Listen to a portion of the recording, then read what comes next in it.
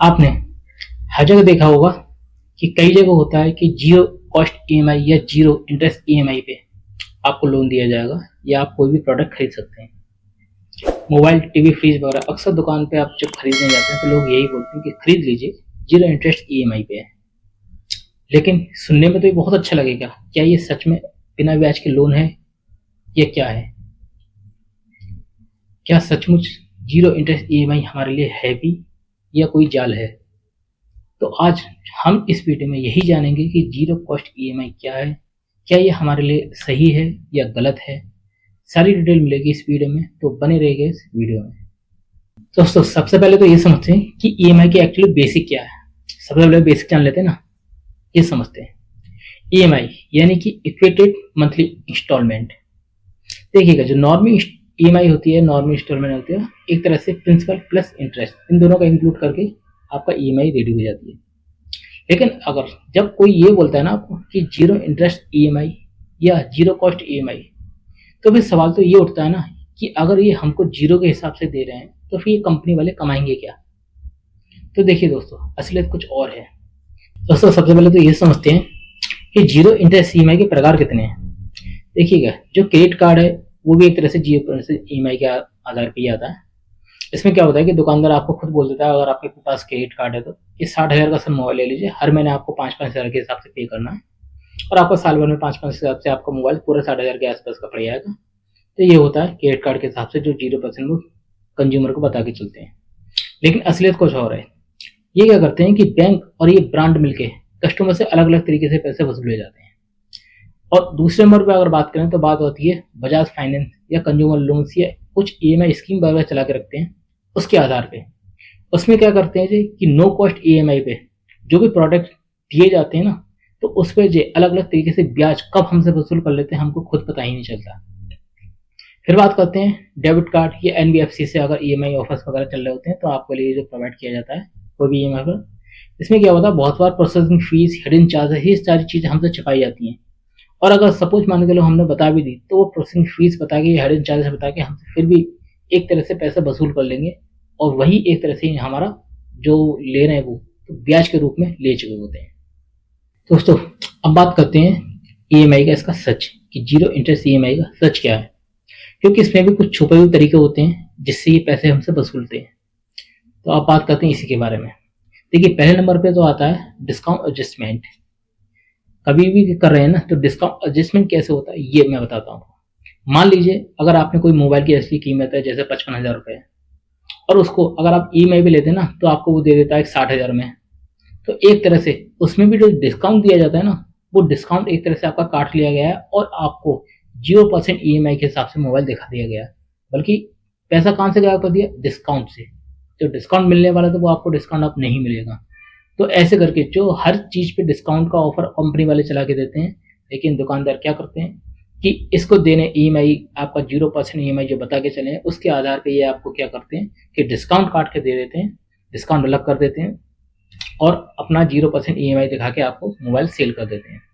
और बात करें अगर प्रोसेसिंग फीस की, तो प्रोसेसिंग फीस में भी एक तरह से मान लीजिए कि जब आप ईएमआई पे कोई चीज़ लेते हैं तो प्रोसेसिंग फीस लगती है, जैसे 500 से लेकर 1500 तक हर बैंक लगाती है। तो वो भी एक तरह से ब्याज ही है जो आप पे करते हैं। और अगर बात करें जीएसटी के ऊपर, जैसे कि जीएसटी और इंटरेस्ट वगैरह इसके ऊपर, तो इसमें भी क्या होता है कि कई बार ब्याज 0% तो दिखाता है, लेकिन क्या होता है जो डिस्काउंटेड होता है, जो डिस्काउंटेड इंटरेस्ट होता है, इसके ऊपर जीएसटी हमसे एक तरह से वसूल लेता है।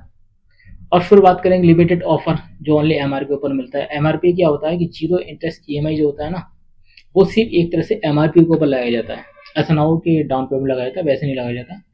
ये हमेशा आपको एमआरपी पे लगा दिखेगा अगर जीरो इंटरेस्ट ईएमआई आपके पास मिल रही है तो।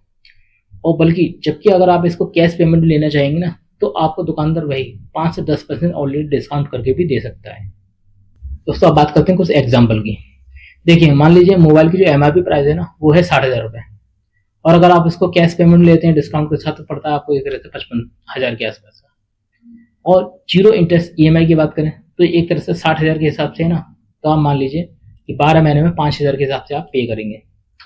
लेकिन इसकी प्रोसेसिंग फीस भी है 1,000 या 1,500 रुपये, मान लीजिए 1,000 रुपये, मान लीजिए 1,000 रुपये प्रोसेसिंग फीस है। अगर आपने इसको ईएमआई में चुना है तो ईएमआई आपका क्या होगा कि 6,000 प्लस 1,000 रुपये, टोटल हो जाता है 7,000 रुपये।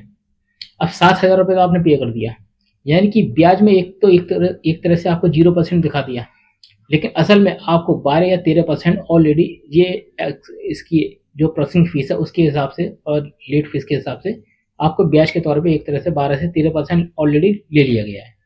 दोस्तों अब बात करते हैं इन सारी चीज़ों के फायदे भी और नुकसान के बारे में। हर चीज़ का देखिए पॉजिटिव भी होता है, नेगेटिव भी होता है। तो हम पहले तो बात करते हैं पॉजिटिव, जो इसके थोड़े बहुत फायदे वगैरह हैं वो भी देख लेते हैं। देखिए फायदे ये हैं कि आपकी पॉकेट फ्रेंडली होता है, क्योंकि एक साथ हमें पैसा ज़्यादा नहीं देना पड़ता, ये एक तरह से हमारे को लोड नहीं पड़ता है। और हाई वॉल्यूम जो प्रोडक्ट होते हैं जो हम नहीं खरीद सकते, वो एक तरह से हम अफोर्डेबल हो जाते हैं, हम खरीद सकते हैं इस ईएमआई के द्वारा, ये इसके फायदे हैं। और फिर साथ ही साथ कैशबैक ऑफर भी मिलते रहते हैं। अगर आप ईएमआई का ऑफर ले रहे हैं, कोई भी चीज़ ले रहे हैं, तो इससे हमें कैशबैक मिलते हैं। ये तो इसके सारे रहे फायदे जो हम ईएमआई से ले सकते हैं। अगर फायदे हैं तो जाहिर सी बात है नुकसान भी होगा। और नुकसान की बात करें तो नुकसान में क्या होता है कि इसमें जो हिडन चार्जेस होता है ना, और जो प्रोसेसिंग फीस होती है, उसके आधार पे हमें एक तरह से पेमेंट ज़्यादा देना पड़ जाता है। और चीज़ें हमें जो मिलती है ना, कोई भी प्रोडक्ट लो तो वो एमआरपी में मिलती है, ना कि हमें कम दाम में मिलती है। इसके साथ ही साथ जो जीएसटी देना पड़ता है, जीएसटी हमें अलग से और देना पड़ता है, जीएसटी चार्ज अलग लगेगा। और कभी कभी ऐसा होता है कि क्रेडिट कार्ड की जो लिमिट होती है वो भी हमारी ब्लॉक हो जाती है इस ईएमआई के चक्कर में। फिर क्या होता है कि चूक होने पर क्या होगा कि भारी पेनल्टी भी हमको देनी पड़ जाती है, और पेनल्टी के साथ साथ जो इंटरेस्ट पे ब्याज लगता है ना, वो भी हमारा बहुत लगता है। तो ये थे इसके कुछ फायदे भी और नुकसान भी। ये थी रियल ट्रूथ एंड एडवाइस। देखिए जीरो इंटरेस्ट ईएमआई सिर्फ एक तरह से मार्केटिंग ट्रिक है और कुछ नहीं है। असलियत ईएमआई कभी फ्री नहीं होती, ये हमेशा बात ध्यान में रखना। रूल्स ये कहता है कि अगर आपके पास पैसा है तो कैश या यूपीआई से आप ले लीजिए, लेकिन ईएमआई से नहीं लीजिए। और अगर आप ईएमआई पे लेने चाहते हैं तो हिडन चार्जेस, प्रोसेसिंग फीस, इस सब के बारे में हर चीज़ को कंपेयर करिए, उसके बाद ही आप ईएमआई या किसी प्रोडक्ट को लेने की सोचिएगा। दोस्तों ये था 0% ईएमआई के हिसाब से जो आपको सच बताना चाहिए था वो। तो आप समझ गए होंगे कि जीरो इंटरेस्ट ईएमआई क्या होती है, कैसे काम करती है, और ये कैसे कैसे बनता है। तो क्या होता है कि बैंक और ब्रांड आपको ईएमआई 0% ईएमआई दिखा के ना एक तरह से हिडन चार्जेस और डिस्काउंट के हिसाब से पैसा वसूल ही लेते हैं। कोई भी ईएमआई आपके लिए फ्री नहीं होती है, ये आप सोच के चलिए। इसलिए अगली बार अगर कोई भी आपको ये बोले ना कि जीरो इंटरेस्ट ईएमआई होती है या आपको ऐसे प्रोडक्ट मिल जाएगा, तो सबसे पहले कंपेयर कीजिए, हिडन चार्जेस वगैरह सारी चीज़ देख के चलिए, और एमआरपी से नीचे आ रहा हो तभी आप देखिएगा, और उसके बाद ही आप ईएमआई लेने की सोचिए।